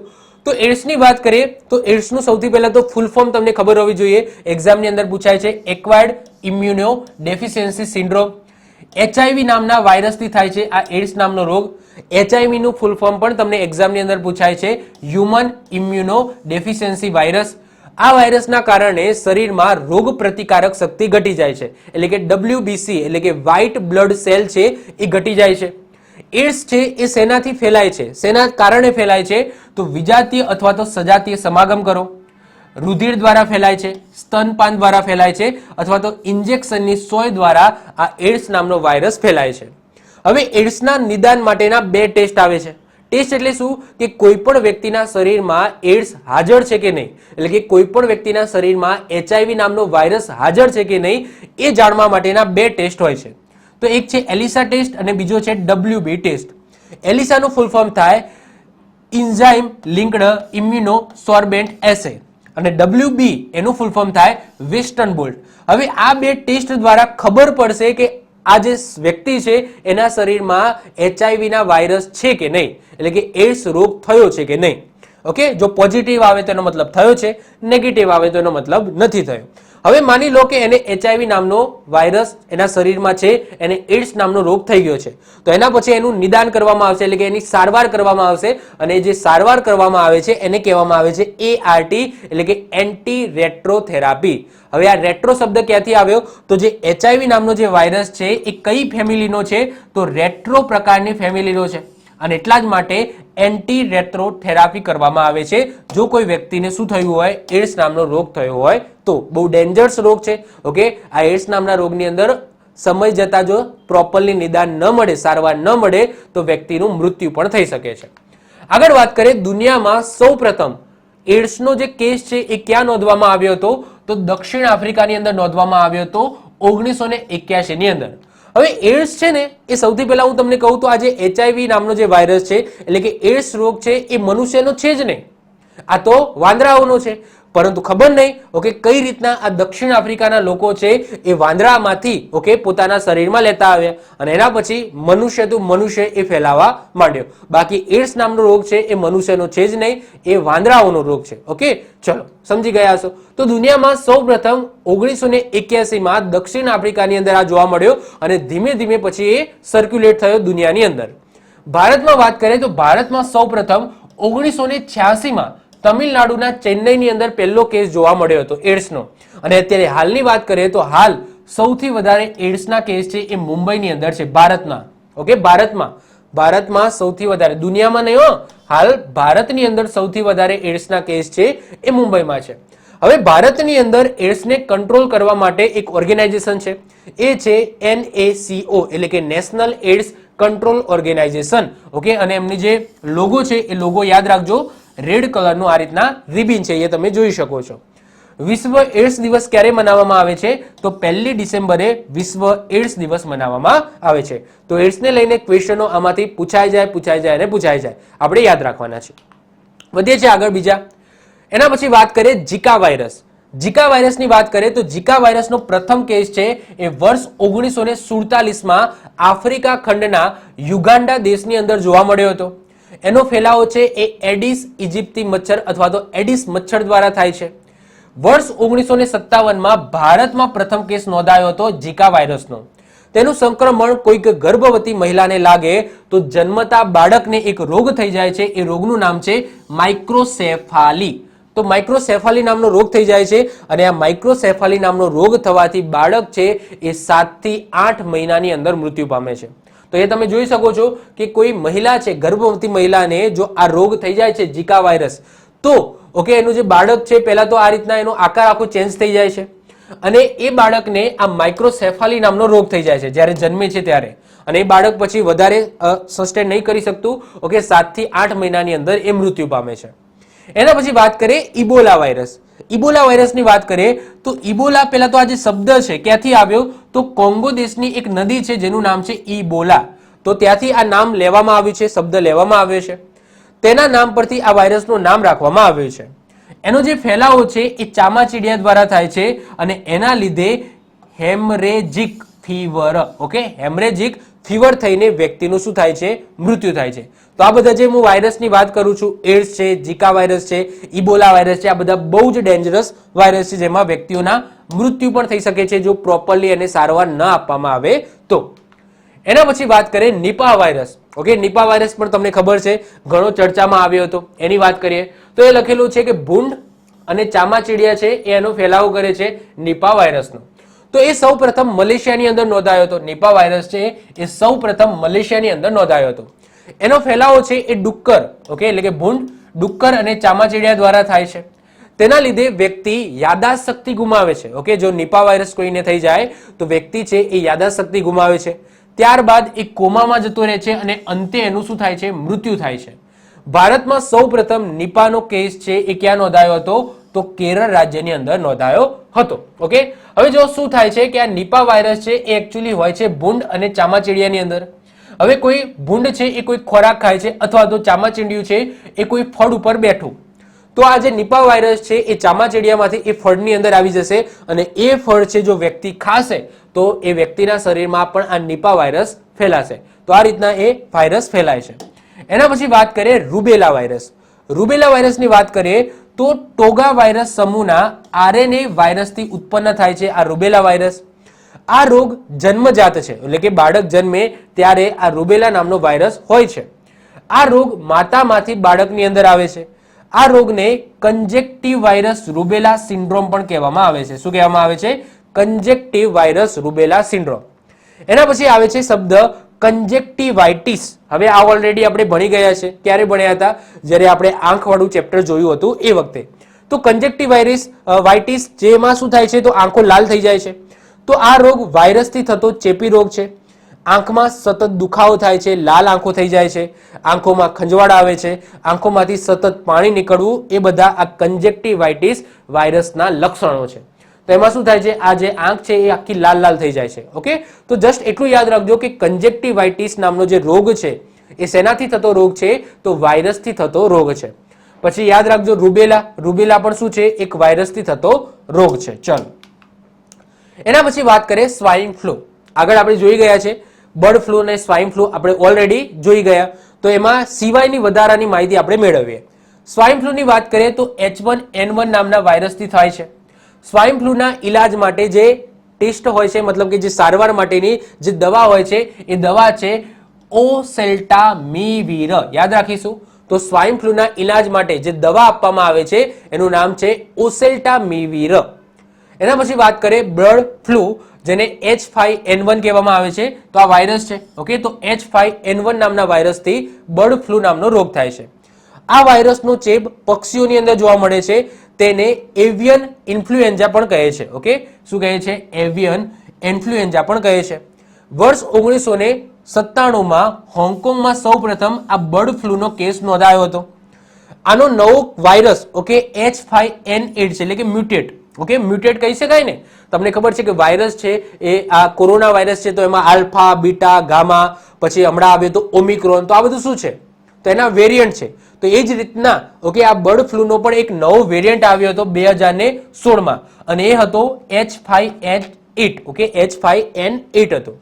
આ રોગ માનવ સહિત સસ્તન વર્ગના પ્રાણીઓની અંદર પણ ઓકે ફેલાઈ શકે છે. તો જસ્ટ યાદ રાખજો, બર્ડ ફ્લૂ અને સ્વાઇન ફ્લૂ શેનાથી થતા રોગ છે? વાયરસથી થતા રોગ છે. વાયરસનું નામ બંને યાદ રાખીશું. સ્વાઇન ફ્લૂ છે એ H1N1, બર્ડ ફ્લૂ છે એ H5N1. H5N1 clear? Very important છે, યાદ રાખીશું. ચલો હવે આગળ વધીએ અને વાત કરીએ અત્યારે ચર્ચામાં રહેલો મંકી પોક્સ વાયરસ, જેને એમપોક્સ પણ કહેવામાં આવે છે. જ્યારે શરૂઆતમાં આ વાયરસ મળ્યો હતો એ વાંદરામાં મળ્યો હતો, એટલા માટે આ વાયરસનું નામ મંકી પોક્સ વાયરસ રાખ્યું હતું. એના પછી બબાલ થઈ કે ભાઈ આમાં વાંદરાનું નામ કેમ રાખ્યું છે. ઓકે, તો જે પેલા પ્રાણીઓ સંરક્ષણ વાળા હોય ને, ઓકે, બબાલ કરી. તો WHO પછી નામ ચેન્જ કરીને મંકી પોક્સ વાયરસનું નામ ચેન્જ કરીને એમપોક્સ કરી દીધું. તો અત્યારે એમપોક્સ તરીકે ઓળખાય છે. હાલાકી આમાં જે એમ શબ્દ છે એનો મતલબ તો મંકી જ થાય છે, પરંતુ ચલો સંતુષ્ટિ થઈ ગઈ, ભાઈ મંકી પોક્સની જગ્યાએ હવે નામ એમપોક્સ થયું છે. મંકી એટલે કે વાંદરાનું નામ રહ્યું નથી. ચલો સૌથી પહેલા વાત કરીએ કે આ જે રોગ છે એ સૌથી પહેલા ક્યાં જોવા મળ્યો હતો? તો વર્ષ 1958માં ડેમોક્રેટિક રિપબ્લિક ઓફ કોંગો દેશની અંદર ઓકે એક વાંદરાની અંદર જોવા મળ્યો હતો, અને આથી આ વાયરસનું નામ મંકી પોક્સ રાખવામાં આવ્યું હતું. આ વાયરસથી મૃત્યુ દરનું જે પ્રમાણ છે એ 3 થી લઈને 6% છે. એનો મતલબ શું કે 100 વ્યક્તિઓને આ મંકી પોક્સ નામનો વાયરસ આવે છે, ઓકે, એટલે કે અસર કરે છે, મંકી પોક્સ થયો છે 100 વ્યક્તિઓને, તો એમાંથી 3 થી લઈને 6 વ્યક્તિઓ મૃત્યુ પામશે. ઓકે, તો મૃત્યુ દર કેટલો છે? 3 થી લઈને 6% છે, એટલે કે 100 વ્યક્તિઓને મંકી પોક્સ થયો છે તો એમાંથી 3 થી લઈને 6 વ્યક્તિઓ મૃત્યુ પામે છે.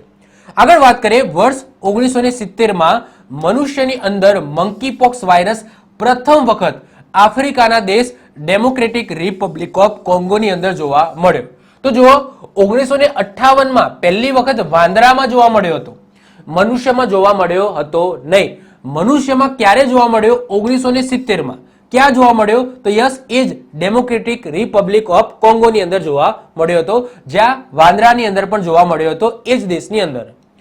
આ વાયરસથી સંક્રમિત પ્રાણીઓ જેમ કે વાંદરા, ખિચકોલી તેમજ ઉંદર વગેરેના સંપર્કમાં આવવાથી મનુષ્યની અંદર ફેલાય છે. સામાન્ય રીતે મંકી પોક્સ વાયરસનો ચેપ લાગ્યા પછી 6 થી 13 દિવસ પછી લક્ષણો દેખાવાની શરૂઆત થાય છે. તો મંકી પોક્સનો જે વાયરસ આવી જાય છે શરીરમાં, તો એના પછી 6 થી લઈને 13 દિવસ પછી લક્ષણો જોવા મળે છે.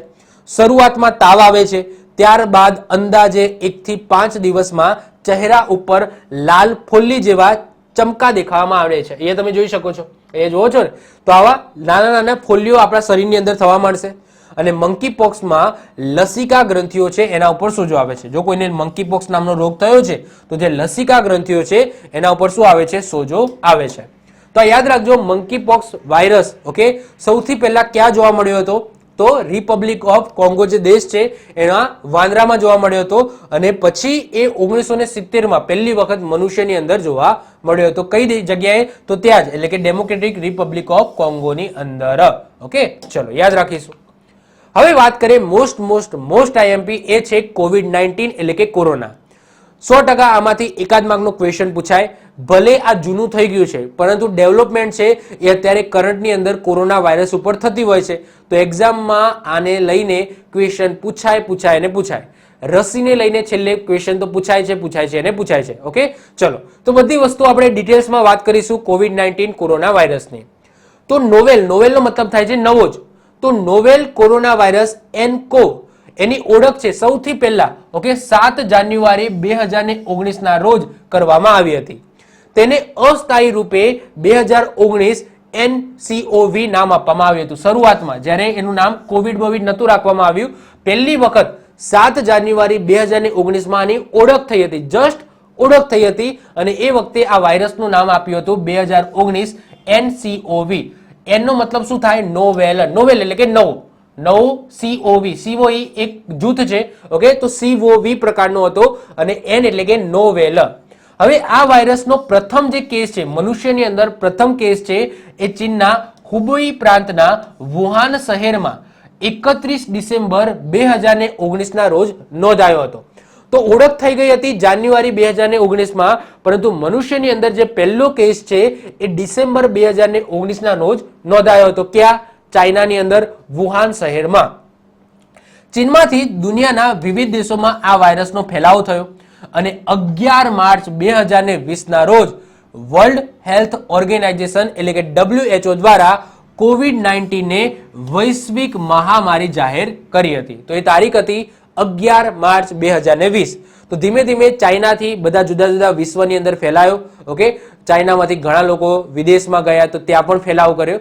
તો આ રીતના કોરોના વાયરસ આખા વિશ્વમાં ફેલાયો અને 11 માર્ચ 2020 WHO ને ખબર પડી કે ભાઈ આ તો બહુ ભયાનક વસ્તુ છે, તો COVID-19 ને વૈશ્વિક મહામારી જાહેર કરી.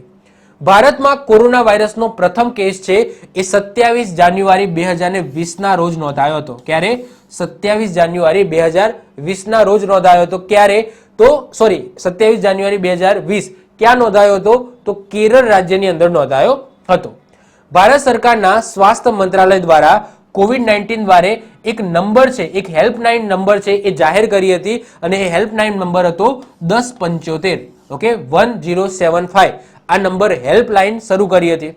કોરોના કેસના રિયલ ટાઈમ ટ્રેકિંગ અને નિયંત્રણ માટે ઈ ગવર્નન્સ મોબાઈલ એપ્લિકેશન જેનું નામ હતું કોવિન.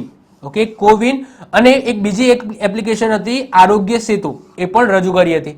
તો કોરોના કેસમાં રિયલ ટાઈમ ટ્રેકિંગ થઈ શકે, કેટલા કેસ છે, કેટલા સાજા થઈ ગયા, તો એના માટે એક એપ્લિકેશન સરકાર દ્વારા લોન્ચ કરવામાં આવી હતી જેનું નામ હતું કોવિન, અને એક બીજી હતી આરોગ્ય સેતુ. આગળ જતા આ જે કોવિન છે એ વેક્સિન માટે પણ ઉપયોગમાં લેવામાં આવી હતી. મતલબ કે કોઈને વેક્સિન માટે, ઓકે, કોઈને વેક્સિન લગાવી છે તો આ કોવિન છે એના ઉપર અપોઇન્ટમેન્ટ લેવાની થતી હતી. તો આગળ જતા પછી આ કોવિનને વેક્સિન માટે ઉપયોગમાં લેવામાં આવી હતી. આગળ વાત કરીએ કોરોના વાયરસના લક્ષણો શું હોય. તો જ્યારે કોઈ વ્યક્તિને વાયરસથી સંક્રમિત થાય છે તો ત્યારથી લક્ષણો દેખાવામાં સરેરાશ 5 થી લઈને 6 દિવસનો સમય લાગે છે. એટલે કે કોઈ વ્યક્તિને આજે કોરોના વાયરસ શરીરની અંદર પ્રવેશ્યો તો એના જે લક્ષણો છે એ 5 થી લઈને 6 દિવસ પછી દેખાવાના શરૂ થશે. કોઈક વખતે 14 દિવસે દેખાય છે. ઓકે, કોઈક વખતે તો 14 દિવસનો સમય લાગે છે. એટલે 14 દિવસ વખત તો ખબર જ ના પડે કે આ વ્યક્તિના શરીરમાં વાયરસ છે.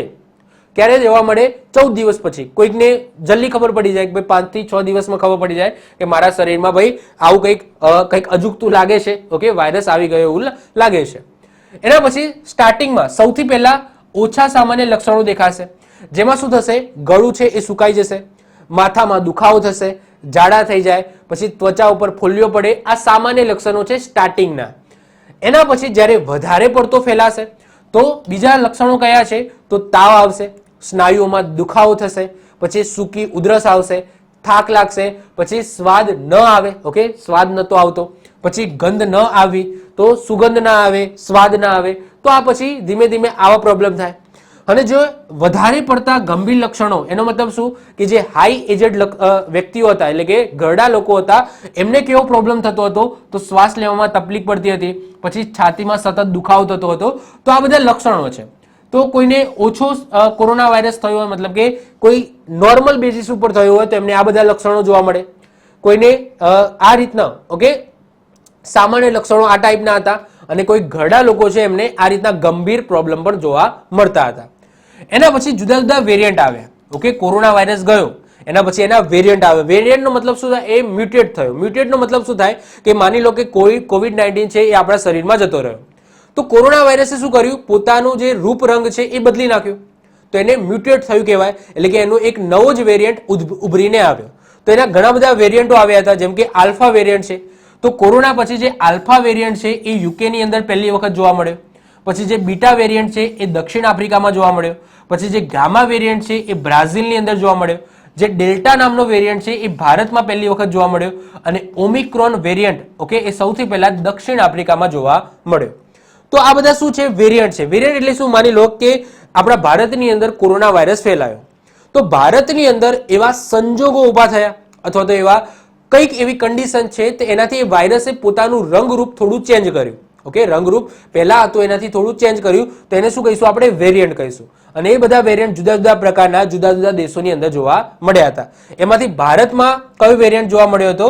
તો ડેલ્ટા નામનો વેરિયન્ટ પહેલી વખત જોવા મળ્યો હતો. અહીંયા તમે જોઈ શકો છો આ આલ્ફા, બીટા, ગામા, ડેલ્ટા આ બધા શું છે? વેરિયન્ટ ઓફ કોરોના છે. ઓકે, ચલો હવે સૌથી વધારે જે ક્વેશ્ચન પૂછાતો હોય છે એ કોરોનાની વેક્સિનમાંથી પૂછાતો હોય છે. તો વન બાય વન એક એક કરીને વેક્સિન આપણે જોઈશું. વેક્સિનનું નામ, એ વેક્સિન કોને બનાવી અને એ વેક્સિનનું ભારતની અંદર ઉત્પાદન કોને કર્યું, આ એક્ઝામની અંદર વારે ઘરે પૂછાતું હોય છે. સૌથી પહેલા જ આપણે જે બે વેક્સિનની વાત કરીશું, જે ભારતમાં કહેવાય કે 70 થી 80% લોકોને લાગી છે, એ છે કોવિશિલ્ડ અને કોવેક્સિન. સૌથી પહેલા વાત કરીએ કોવિશિલ્ડ. તો કોવિશિલ્ડ જે વેક્સિન છે એનું ઉત્પાદન કોને કર્યું? સીરમ ઇન્સ્ટિટ્યૂટ ઓફ ઇન્ડિયા દ્વારા કરવામાં આવ્યું, જેનું હેડક્વાર્ટર તમને પુણેમાં જોવા મળશે. પરંતુ શોધકર્તા કોણ છે? કોને શોધી? તો યાદ રાખજો એસ્ટ્રાઝેનિકા. એસ્ટ્રાઝેનિકા એક કંપની છે ઓકે, ઇંગ્લેન્ડની છે. તો એના દ્વારા શોધી છે ઓકે આ કોવિશિલ્ડ નામની વેક્સિન શોધી છે. પરંતુ એનું ભારતમાં ઉત્પાદન કોને કર્યું એટલે કે ભારતમાં કોણે બનાવી મોટા પાયે? તો આન્સર આવશે સીરમ ઇન્સ્ટિટ્યૂટ ઓફ ઇન્ડિયા, જે પુણેની અંદર આવેલી છે. તો યાદ રાખજો, તમને શોધકર્તા પૂછાય છે ઓકે કોવિશિલ્ડના, તો એસ્ટ્રાઝેનિકા આવશે. આ એસ્ટ્રાઝેનિકા દ્વારા શોધ કરાઈ છે અને એ ઇંગ્લેન્ડમાં આવેલી છે. પરંતુ ઉત્પાદન કોને કર્યું ભારતમાં? તો સીરમ ઇન્સ્ટિટ્યૂટ ઓફ ઇન્ડિયા, જે પુણેમાં આવેલી છે. એના પછી વાત કરીએ કોવેક્સિન. કોવેક્સિનની વાત કરીએ તો એનું ઉત્પાદન ભારતમાં કોને કર્યું છે? ભારત બાયોટેક દ્વારા. ક્યાંની કંપની છે? તો હૈદરાબાદ બેઝ કંપની છે. અને શોધકર્તા કોણ છે? તો ભારત બાયોટેક અને આઈસીએમઆર છે. તો યાદ રાખજો, શોધકર્તામાં ભારત બાયોટેક પ્લસ આઈસીએમઆર આવશે અને બંને ભારતની જ છે કંપની. અને ઉત્પાદક કોને કર્યું છે? તો ઉત્પાદક ભારત બાયોટેક દ્વારા કરવામાં આવ્યું છે. એના પછી મોસ્ટ આઈએમપી આ ચર્ચામાં છે, આ લેટેસ્ટ છે, લેટેસ્ટ ચર્ચામાં ઇન્કોવેક. ઇન્કોવેક જેનું ઉત્પાદન ભારત બાયોટેક દ્વારા રિસેન્ટલી કરવામાં આવ્યું છે, બનાવી પણ ભારત બાયોટેકે છે. અને યાદ રાખજો, કોરોનાની પહેલી વેક્સિન છે જે નાક દ્વારા આપવામાં આવે છે. યાદ રાખજો, પેલું ટેસ્ટ હતું ઓકે, આપણે જ્યારે શરૂઆતમાં કોરોના છે કે નહીં એ ટેસ્ટ કરવા માટે નાકમાં સ્વોબ છે એ લગાવતા હતા અને એમાંથી શું થતા હતા? વાયરસ છે એ સ્વોબમાં આવી જાય અને એના પછી ટેસ્ટ થતો હતો. એ ટેસ્ટ હતો. અહીંયા વાત થાય છે વેક્સિનની. તો અહીંયા નાક દ્વારા કોરોનાની વેક્સિન આપવામાં આવે છે અને વેક્સિનનું નામ છે ઇન્કોવેક, જેનું ઉત્પાદન કોને કર્યું? ભારત બાયોટેક દ્વારા કરવામાં આવ્યું છે. અને આ લેટેસ્ટ છે, 2022 નો જ ક્વેશ્ચન છે, યાદ રાખીશું. એના પછી એક વેક્સિન હતી કોર્બોવેક્સ. ઓકે, તો કોર્બોવેક્સ નામની વેક્સિન હતી જે બાયોલોજિકલ જે હૈદરાબાદ બેઝ કંપની છે જેના દ્વારા શોધ કરતા અને ઉત્પાદન કરવામાં આવ્યું છે. અને યાદ રાખજો, આ ભારતની પ્રથમ સ્વદેશી વેક્સિન હતી. યાદ રાખજો, એટલી બધી પ્રચલિત ન થઈ, પરંતુ યાદ રાખજો એક્ઝામમાં પૂછાય ભારતની પ્રથમ સ્વદેશી કોરોના વેક્સિન કઈ હતી? તો આન્સર આવશે કોર્બોવેક્સ. ઓકે, કોર્બોવેક્સ. ઓકે, અને કોને બનાવી હતી? ઉત્પાદન કોને કર્યું હતું? તો બાયોલોજિકલ દ્વારા એનું ઉત્પાદન કરવામાં આવ્યું હતું, જે હૈદરાબાદ કંપની છે, હૈદરાબાદ બેઝ કંપની છે. એના પછી વાત કરીએ ઝાયકોવ-ડી. ઝાયકોવ-ડી એની શોધન કરતા અથવા તો ઉત્પાદક એ બંને એક જ છે. તો ઝાયડસ કેડિલા ઓકે, જે અમદાવાદની કંપની છે, આ તો વેરી ઇમ્પોર્ટન્ટ છે. ગુજરાતની કંપની છે, ઓકે, ગુજરાતમાં આવેલી કંપની છે ઝાયડસ કેડિલા, તો જેના દ્વારા જાયકોડી નામની વેક્સિન બનાવી હતી. તો એના ઉત્પાદક પણ એ જ હતા, ઝાયડસ કેડિલા, અને શોધકર્તા પણ એ જ હતા. તો ઇમ્પોર્ટન્ટ છે, યાદ રાખીશું. એના પછી સ્પુતનિક વી, જે છેલ્લે આવી હતી ભારતની અંદર. તો સ્પુતનિક વી છે એ કયા દેશની છે? યાદ રાખજો, રશિયાની છે. ક્યાંની છે? રશિયાની છે. પરંતુ આ સ્પુતનિક વી નું ભારતની અંદર ઉત્પાદન કોને કર્યું હતું? મોટા પાયે બનાવી હતી કોને? તો રેડ્ડીઝ લેબોરેટરી, જે હૈદરાબાદમાં આવેલી છે. તો રેડ્ડીઝ લેબોરેટરી દ્વારા એનું ઉત્પાદન કરવામાં આવ્યું હતું. પરંતુ સ્પુતનિક વી એ કયા દેશની વેક્સિન છે? તો રશિયાની છે, એટલે કે રશિયન કંપની દ્વારા બનાવવામાં આવી હતી. એના પછી વાત કરીએ ફાઇઝર.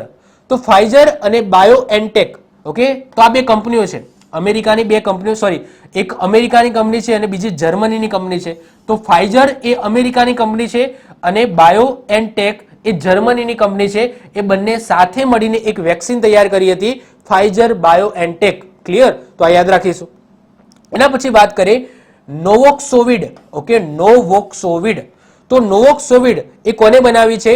તો નોવાવેક્સ જે કંપની છે એના દ્વારા બનાવવામાં આવી છે, જેનું ભારતની અંદર ઉત્પાદન કોને કર્યું હતું? તો સિરમ ઇન્સ્ટિટ્યૂટ ઓફ ઇન્ડિયા, જે પુણેમાં આવેલી છે, એને કર્યું હતું. તો આ બધી વેક્સિન છે એ વેરી ઇમ્પોર્ટન્ટ છે, તમને વારે ઘરે ક્વેશ્ચન પૂછાતા હોય છે. એમાંથી પહેલી ત્રણ યાદ રાખવાની છે, કોને બનાવી અને કોને એનું ઉત્પાદન કર્યું. બાકી યાદ રાખી લેજો. ઓકે, તમને આવો ક્વેશ્ચન પૂછાય, ભારતની પ્રથમ સ્વદેશી વેક્સિન તો કોર્બોવેક્સ આવશે. ઓકે, અને એનું બનાવી કોને, ઉત્પાદન કોને કર્યું? તો બાયોલોજિકલ ઈ હૈદરાબાદ બેચ કંપની છે એને બનાવી અને એનું ઉત્પાદન કર્યું.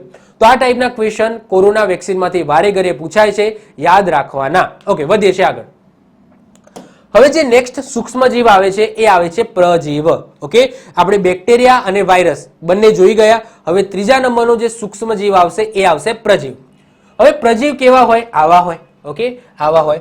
તમે સાંભળ્યા હશે, અમીબા છે, પેરામિસિયમ છે, પ્લાઝ્મોડિયમ છે, આ બધા શું છે? આ બધા પ્રજીવો છે.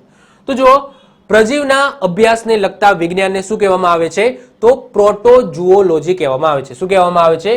પ્રોટોઝુઓલોજી કહેવામાં આવે છે, એટલે કે પ્રજીવ વિજ્ઞાન. અમીબા, પેરામિસિયમ, પ્લાઝ્મોડિયમ વગેરે શું છે?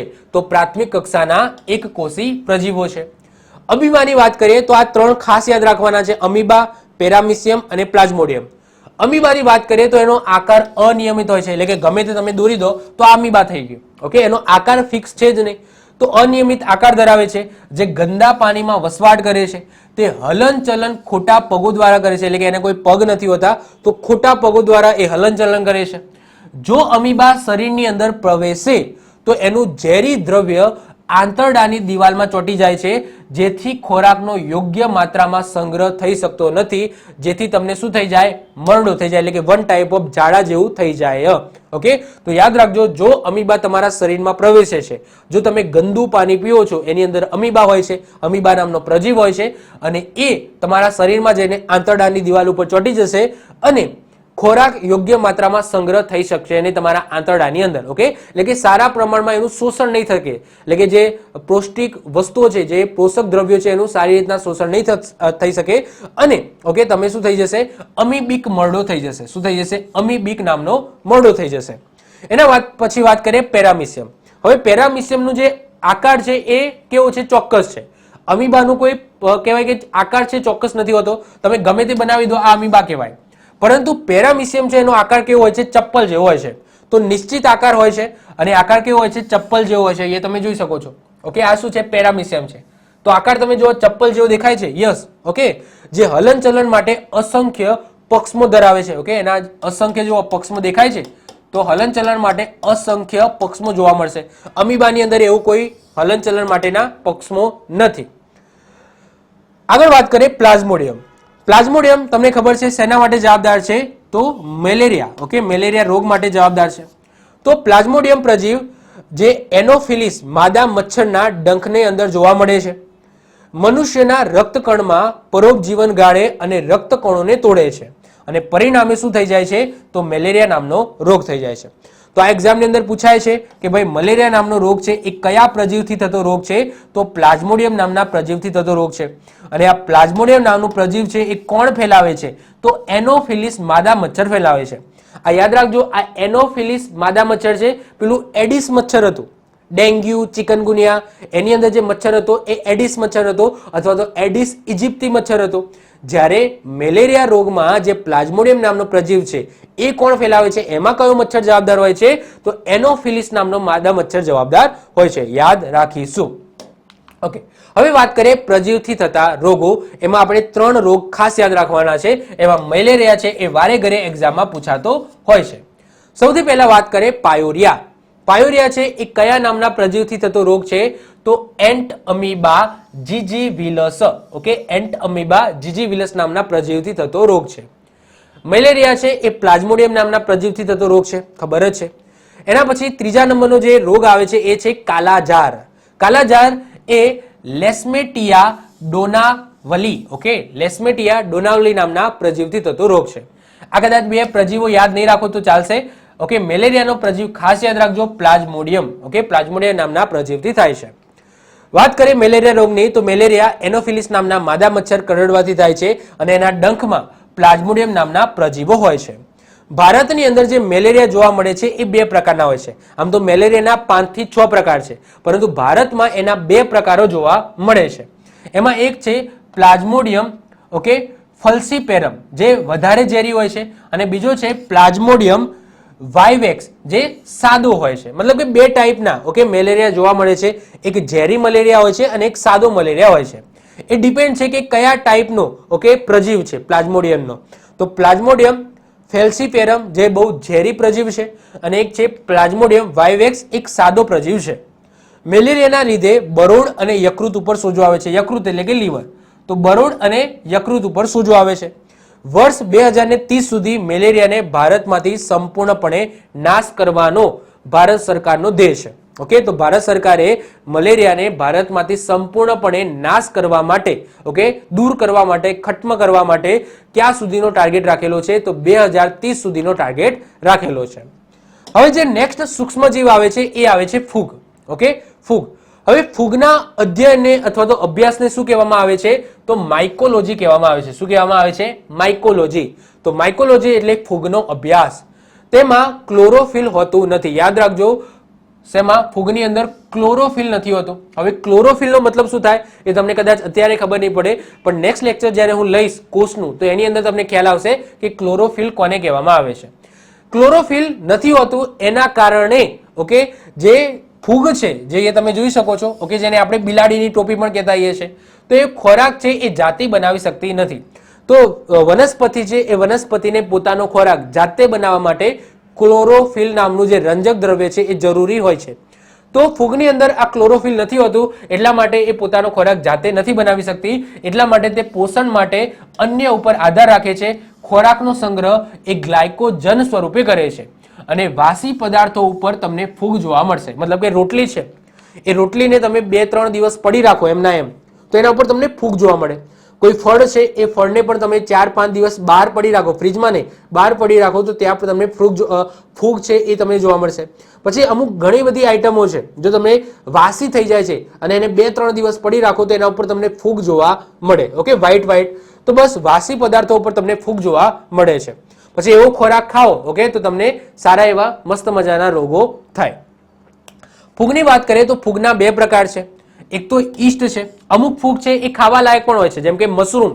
મશરૂમ પણ વન ટાઈપ ઓફ શું હોય છે? ફૂગ જ હોય છે. ઓકે, તો મશરૂમ છે એ ખાવા લાયક હોય છે. તો સારી ફૂગ પણ આવે છે. ઈસ્ટની વાત કરીએ તો એક કોષી ફૂગ છે, જે બ્રેડ, ઇડલી અને આલ્કોહોલના ઉત્પાદનમાં ઉપયોગી છે. તો ઈસ્ટ નામની જે ફૂગ હોય છે એનો ઉપયોગ શું થાય છે? બ્રેડ, ઇડલી અને આલ્કોહોલના ઉત્પાદનમાં થાય છે. દહીં, ચીઝ, પનીર બનાવવા માટે પણ ઈસ્ટનો ઉપયોગ થાય છે. ઓકે, દહીં બનાવવું છે ફટાફટ, ચીઝ બનાવવું છે, પનીર બનાવવું છે, તો એની અંદર પણ આ ઈસ્ટનો ઉપયોગ થાય છે. એના પછી વાત કરીએ મોલ્ડ. તો મોલ્ડ તો મ્યુકર, પછી રાઇઝોપસ, મશરૂમ, જેનો ઉપયોગ ખોરાક તરીકે વગેરે પ્રકારની મોલ્ડ ફૂગ છે. ઓકે, યાદ રાખજો. તો મ્યુકર છે, પછી રાઇઝોપસ છે, પછી મશરૂમ છે. તો મેં વાત કરી ને મશરૂમ જે ખાવા અમુક લોકો ખાતા હોય છે, તો મશરૂમ, રાઇઝોપસ, મ્યુકર, તો આ બધી શું છે? તો આ બધી મોલ્ડ પ્રકારની ફૂગ છે, જેનો ઉપયોગ ખાવામાં થાય છે. ઓકે, તો યાદ રાખીશું. એના પછી વાત કરીએ ફૂગથી થતા રોગો. ઓકે, તો ફૂગથી કયા કયા રોગો થઈ શકે છે? પહેલી વાત કરીએ અસ્થમા.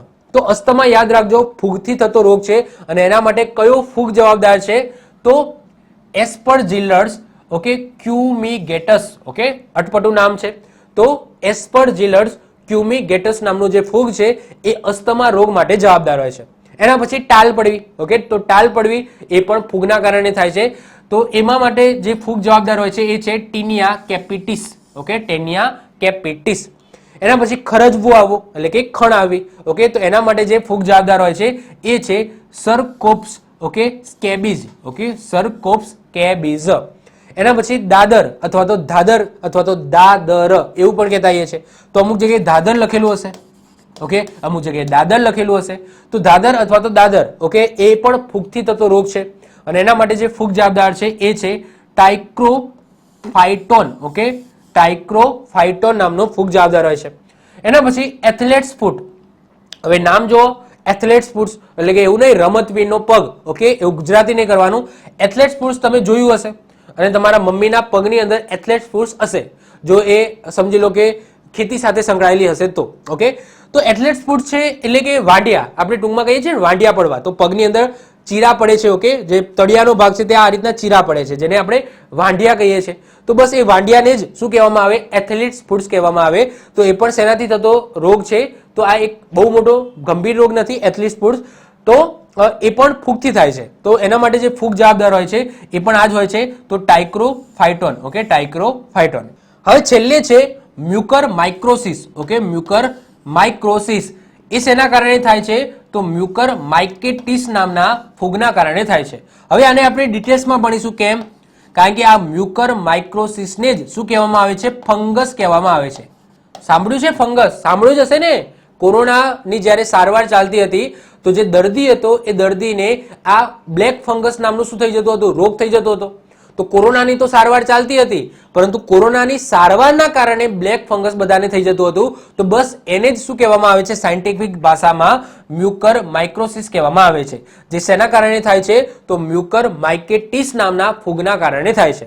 હવે આને આપણે ડિટેલ્સમાં સમજીએ ચલો તો ડિટેલ્સમાં સમજીએ તો મ્યુકર માઇક્રોસિસ એ મ્યુકર માઇકેટિસ નામના ફૂગ જૂથના કારણે થાય છે. મ્યુકર માઇક્રોસિસ ઓકે મ્યુકર માઇક્રોસિસ એક આક્રમક ફંગલ એટલે કે ફૂગ ઇન્ફેક્શન છે જે શરીરના મહત્વપૂર્ણ અંગો જેવા કે આંખ નાક ગળું મગજ ફેફસા વગેરેને પ્રભાવિત કરે છે અને આ એક ચેપી રોગ છે. કોવિડની સારવારમાં વપરાતી દવાથી યાદ રાખજો કોવિડની સારવારમાં વપરાતી દવાથી જે શ્વેત કણોમાં રહેલા લિમ્ફોસાઇટ્સ ઓકે શ્વેત કણોની અંદર જે લિમ્ફોસાઇટ છે એનું પ્રમાણ ઘટી જાય છે અને એ ઘટવાના કારણે ઓકે આ મ્યુકર માઇક્રોસિસ નામનું એક કહેવાય કે ફૂગથી ઓકે થતો જે રોગ છે એ થાય છે. હવે લિમ્ફોસાઇટ જે ક્યાં આવેલું હોય છે તો લિમ્ફોસાઇટ જે આવેલું હોય છે શ્વેત કણની અંદર. હવે લિમ્ફોસાઇટનું પ્રમાણ ઘટવાથી શું થશે જો સૌથી પહેલા આપણને એ ખબર હોવી જોઈએ કે લિમ્ફોસાઇટ છે એનું કામ શું હતું તો લિમ્ફોસાઇટનું કાર્ય હતું કે આપણા શરીરમાં કોઈ પણ વાયરસ છે કોઈ પણ બેક્ટેરિયા છે કોઈ પણ ફૂગ છે એ એન્ટર થાય તો એના સામે શું કરવું રક્ષણ આપવું ઓકે એટલે કે એવા બધા પરોપજીવીથી બચાવવું. હવે લિમ્ફોસાઇટનું પ્રમાણ ઘટતા કોરોનાના દર્દીને ફંગલ ઇન્ફેક્શન થવાની શક્યતાઓ વધી જાય છે. હવે લિમ્ફોસાઇટ ઘટવાથી ઓકે આ જે ફૂગ છે આ ફૂગ છે એ ઇઝીલી શરીરમાં એન્ટર થઈ જાય છે અને એના કારણે જે દર્દી છે એ દર્દીને ફંગલ ઇન્ફેક્શન થઈ જાય છે. હવે યલો ફંગસ ઓકે યલો એટલે કે પીળું તો યલો ફંગસનો સૌ પ્રથમ કેસ છે એ યુપીના ગાઝિયાબાદની અંદર નોંધાયો હતો અને આ યલો ફંગસ છે એ બ્લેક ફંગસ અને વ્હાઇટ ફંગસ કરતા વધુ જીવલેણ છે. બ્લેક ફંગસ એ મગજને અસર કરે છે વ્હાઇટ ફંગસ છે એ ફેફસાને અસર કરે છે પરંતુ જો તમને યલો ફંગસ થઈ તો એ મગજ અને ફેફસા બંનેને અસર કરે છે. તો સૌથી વધારે જીવલેણ છે એ કયો છે યલો ફંગસ છે પરંતુ વધારે પડતો જે ફંગસ થતો હતો કોરોનાની સારવાર પછી એ બ્લેક ફંગસ થતો હતો એટલા માટે બ્લેક ફંગસ વધારે ચર્ચામાં આવ્યો હતો પરંતુ સૌથી વધારે જીવલેણ હતો તો એ હતો યલો ફંગસ જેનો પહેલો કેસ ઓકે યુપીના ગાઝિયાબાદની અંદર નોંધાયો હતો. તો બીજું કંઈ જ નહીં આ મ્યુકર માઇકોસિસ એટલે કે જે ફંગસ છે આ ફંગસ ઇન્ફેક્શન શેના કારણે થાય છે તો કોરોનાની સારવારથી જે શ્વેત કણોની અંદર આ લિમ્ફોસાઇટ છે એનું પ્રમાણ ઘટી જાય છે અને લિમ્ફોસાઇટનું કાર્ય હતું કે ફૂગ બેક્ટેરિયા વાયરસ સામે લડવાનું, પરંતુ એ જ ઘટી જાય છે. એનાથી આ જે ફૂગ છે એ ફૂગ ઇઝીલી શરીરમાં એન્ટર થઈ જાય છે કોરોના વાયરસના દર્દીને, તો એનાથી એને બ્લેક ફંગસ છે એ વધારે પડતી થતી હતી. ઓકે, યાદ રાખીશું. એના પછી વાત કરીએ લીલ. લીલની વાત કરીએ તો લીલનો અભ્યાસ કરતી શાખાને શું કહેવામાં આવે છે? તો ફાઇકોલોજી અથવા તો અલ્ગોલોજી કહેવામાં આવે છે. લીલની વાત કરીએ તો લીલ તમે અહીંયા જોઈ જશે, તો લીલની અંદર પણ વન ટાઈપ ઓફ શું હોય છે? તો આ બધા સૂક્ષ્મ જીવો જ હોય છે. ઓકે, સૂક્ષ્મ જીવો જ હોય છે. તો લીલનો તમે અભ્યાસ કરો છો, લીલની શાખાને અભ્યાસ કરો છો, તો એને ફાઇકોલોજી અથવા તો ઓકે અલ્ગોલોજી કહેવામાં આવે છે. પૃથ્વી પર સૌપ્રથમ અસ્તિત્વ ધરાવનાર વ્યક્તિ જૂથ એટલે લીલ. લીલને શેવાળ પણ કહેવામાં આવે છે. આપણે શેવાળ શબ્દ પણ યુઝ કરતા હોઈએ છીએ.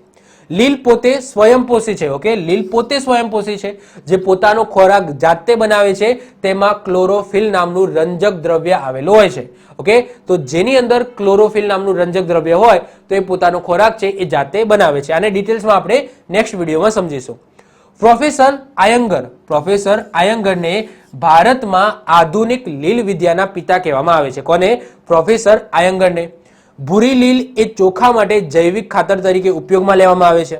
પછી જેલિડિયમ નામની જે રાતી લીલ છે એ કોષોમાંથી અગર નામનો પાવડર બનાવવામાં આવે છે. ઓકે, કોષોમાંથી અગર નામનો પાવડર બનાવવા માટે એક લીલ વપરાય છે જેનું નામ છે જેલિડિયમ.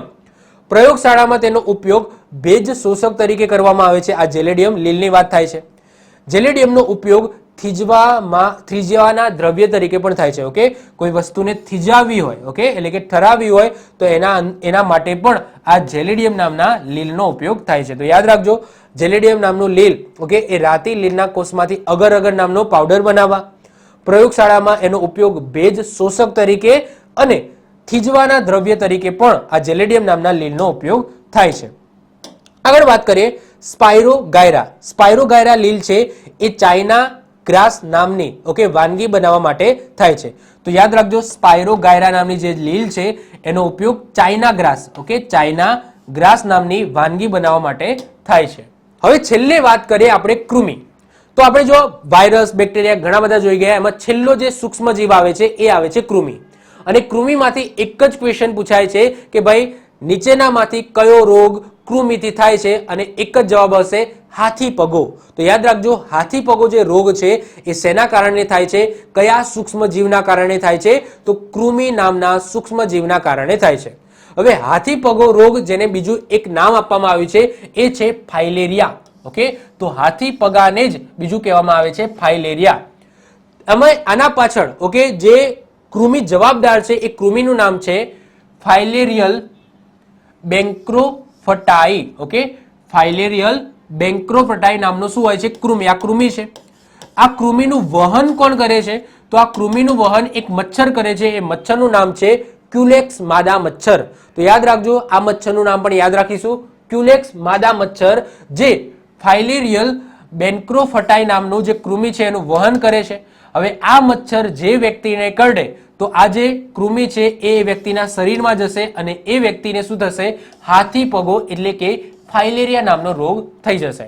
આની અંદર શું થાય છે? તો શરીરનો કોઈ પણ એક ભાગ છે એની અંદર સોજો આવે છે અને મોટા ભાગે ઓકે હાથ અને પગની અંદર સોજો આવતો હોય છે.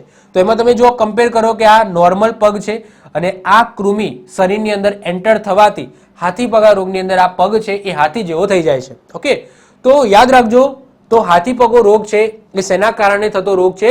તો કૃમિના કારણે થતો રોગ છે. એક્ઝામની અંદર વારે ઘડીએ પૂછાયેલું ક્વેશ્ચન છે. ક્લિયર? ચલો, તો આ સાથે આપણો આજનો લેક્ચર પૂરો થયો. આજના લેક્ચરમાં જેટલા પણ સૂક્ષ્મજીવો છે એની વાત કરી, સાથે એ સૂક્ષ્મજીવોના કારણે કયા કયા રોગો થાય છે એની પણ આપણે વાત કરી. તો આ સાથે આપણો આજનો વિડીયો અહીંયા પૂરો થાય છે. જો તમને વિડીયો ગમે તો વિડીયોને લાઇક કરી દો, મિત્રો સાથે શેર કરી દો.